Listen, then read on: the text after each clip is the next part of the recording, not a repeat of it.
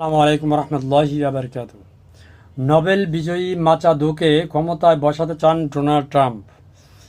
ভেনেজুয়েলার president Nicolas Maduro ও তার স্ত্রীকে গ্রেপ্তার করেছে যুক্তরাষ্ট্র। এর ফলে দেশটির ক্ষমতার নিয়ন্ত্রণ কার হাতে যাচ্ছে তা নিয়ে চলছে নানান সমীকরণ। এমনকি প্রশ্ন উঠছে দেশটির বিরোধী নেত্রীর হাতেই ক্ষমতা যাচ্ছে কিনা তা নিয়েও নানা প্রশ্ন উঠেছে। শনিবার ৩ জানুয়ারি আল জাজিরার এক প্রতিবেদনে এই তথ্য বলা হয়েছে। ভেনেজুয়েলার বিরোধী নেতা মারিয়া করিনা মাচাদোকে দেশটির নেতৃত্বে আনার বিষয়ে যুক্তরাষ্ট্র সমর্থন দিবে কিনা সে প্রশ্নে এখনও বিষয়টি বিবেচনা করতে হবে বলে মন্তব্য করেছেন মার্কিন প্রেসিডেন্ট ডোনাল্ড ট্রাম্প। ফক্স নিউজকে দেওয়া এক সাক্ষাৎকারে ট্রাম্প বলেন, বর্তমানে নরওয়েতে অবস্থানরত মারিয়া করিনা মাচাদোকে ভেনেজুয়েলার নেতৃত্বে সমর্থন দেওয়া হবে কিনা এ বিষয়ে তার প্রশাসন ভাবছে।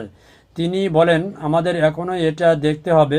ট্রাম্প বলেন, ভেনেজুয়েলার একজন ভাইস প্রেসিডেন্ট আছে, এটা আপনারা জানেন, কিন্তু কী ধরনের নির্বাচন হয়েছিল আমি জানি না। তবে মাদুরোর নির্বাচন ছিল একেবারেই লজ্জাজনক। মাদুরোকে আটক করার ঘটনা নিয়ে ট্রাম্প বলেন, এটি একটি স্পষ্ট বার্তা দিচ্ছে যে যুক্তরাষ্ট্র আর চাপের কাছে নত হবে না। মাদুরোর আটক হওয়া দেখিয়ে দিয়েছে আমরা আর কাউকে আমাদের উপর কর্তৃত্ব করতে দেব না। এর আগে সামাজিক যোগাযোগ মাধ্যম ট্রুথ সোশ্যালে দেওয়া এক বিবৃতিতে ট্রাম্প এসব দাবি করেন। তিনি লেখেন, যুক্তরাষ্ট্র সফলভাবে ভেনেজুয়েলার বিরুদ্ধে একটি বড় পরিসরে অভিযান পরিচালনা করেছে এবং এর অংশ হিসেবে প্রেসিডেন্ট নিকোলাস মাদুরো ও তার স্ত্রীকে আটক করা হয়েছে।